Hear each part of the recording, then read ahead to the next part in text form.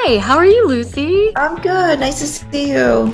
Nice to see you. I actually got to see you in Bentonville with the premiere of Rosemead, and that was so much fun. And what a great, wow, just an electrifying event for the film. We were so shocked. We were just we did not expect it at all. So it was really wonderful that that it won Best Narrative. It really was a win for all of us because of, how long it's been to make the movie and to bring it to audiences. And at that point we didn't even have, anyone who was going to put it out there for us. So now we have a distributor, thank God. Yeah, I'm so thrilled about that too because it was one of like my you have one of my favorite performances of the year. So thrilled to talk to you. One of the first things I noticed about Irene is and compared to Lucy is you're an action star. You have done so many things, but you're playing this fragile woman and you just are completely different. Like the your gait is different, and I was wondering like how did you find that physicality and how long did it stay with you too, even like as a character? Irene is still with me. I think this woman, who obviously is based on a true story, is somebody that existed and who loved really deeply and did not have anyone there advocating for her.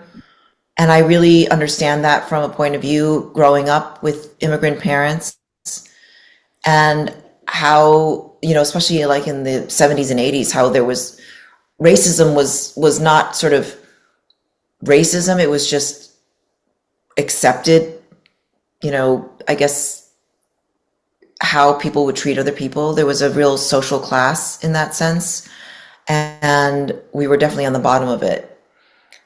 So I really pulled a lot from that, and I wanted to make sure that the physicality also matched the language. And I started really very much with the Mandarin Chinese, and the English that she spoke and how she spoke it was the way into her, I guess, her fragility in her, body that was deteriorating.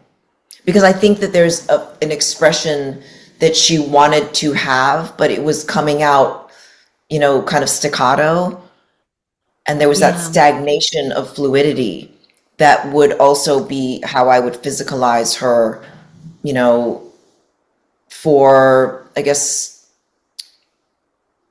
like her front facing place.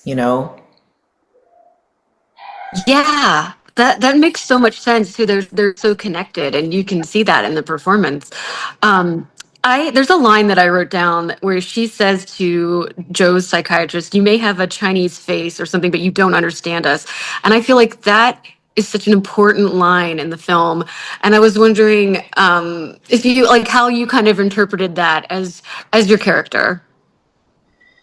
I think there's so many people now that expect other people who, are Asian or, are Latin, or they automatically know they speak that language, and they haven't spoken it in, generations. And there's an expectation. Yeah. And I think that what she says is, just because you have a Chinese face doesn't mean you understand us. Means that, you know, he doesn't speak the language. So don't think Mhm. you know what we have to go through, what we've been through, how we're going through it.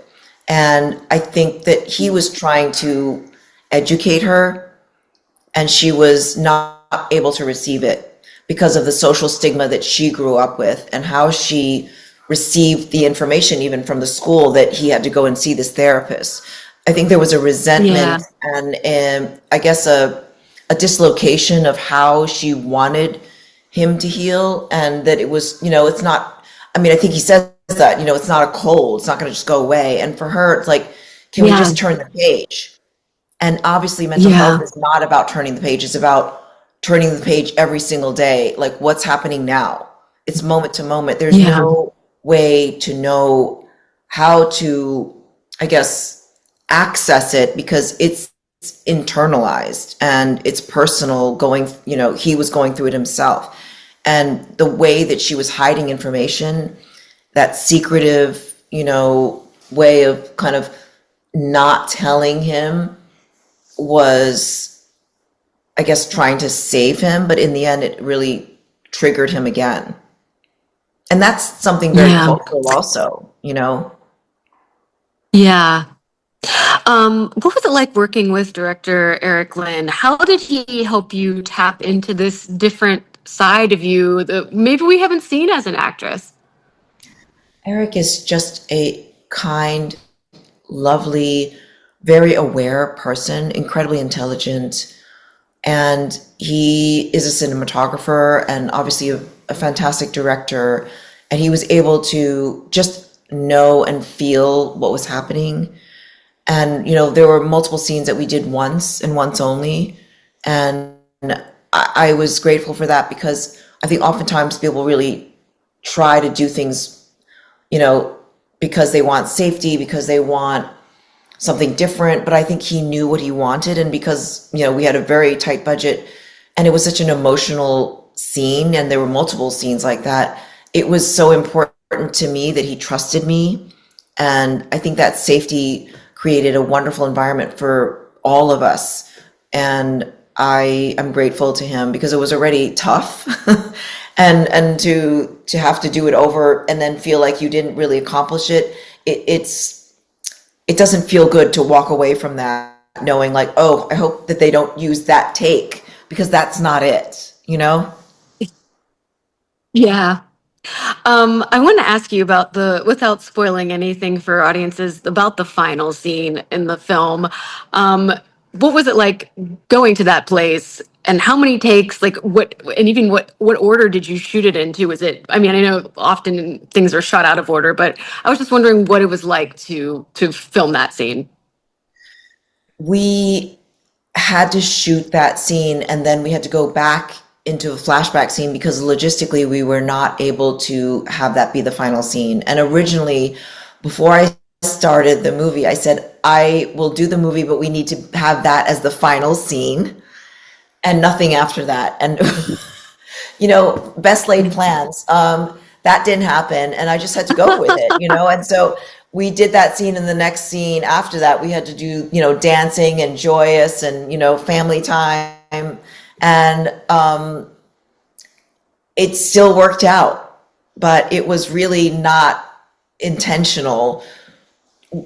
Doing that scene, we only shot it once, and it was Wow.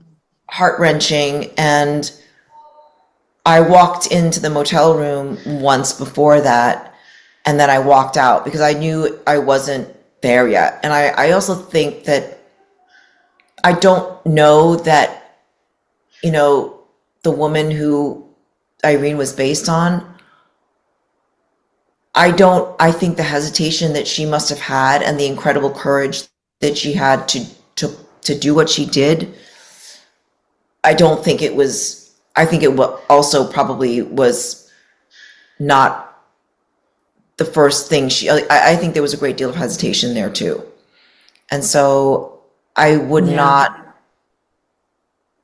I wouldn't, I think that there was something there that had to be absolute, and there could not be a moment of time that there was not an authentic, I guess, feeling.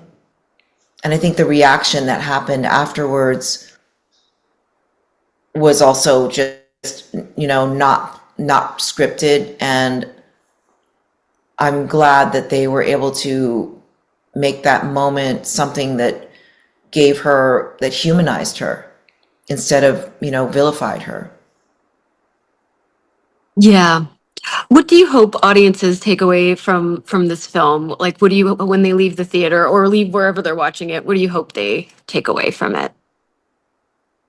I hope they see how difficult it is for people that are marginalized, and that immigrants are not people that are, you know, trying to, I guess, take away from communities, but to add. And that the advocacy that they lack, you know, only hurts everybody. And I hope that this movie sparks conversation because I think that she didn't have enough. She loved her son so deeply, and he did for her as well, but in that deep love. But there was this lack of communication that they had that created this tragic ending. Yeah. Thank you so much for this conversation, and thank you for your performance. You're just fantastic in this. It's nice to see you again, and I'm so pleased that we had a chance to Nice to talk see you. on our own without all the craziness. Yeah, I know. Me too. Thanks so much. Have a good See you one. again soon, I hope. Yeah, I hope so too. Bye. Bye.